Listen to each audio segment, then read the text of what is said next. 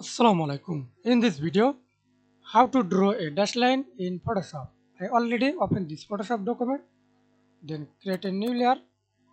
I apply this step 1 and step 2. I first of all apply step 1, click the pen tool or press Ctrl P on your keyboard. Then right click, use pen tool or freeform pen tool. I use freeform pen tool.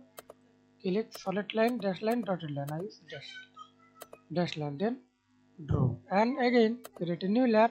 Click the shape, right click, use custom shape and import this or any shape. Click shift heart shape, press enter, then hold shift. See this automatically insert this dash line, increase the size. That's it. Thanks for watching video. Please subscribe to my channel, like, comment, share.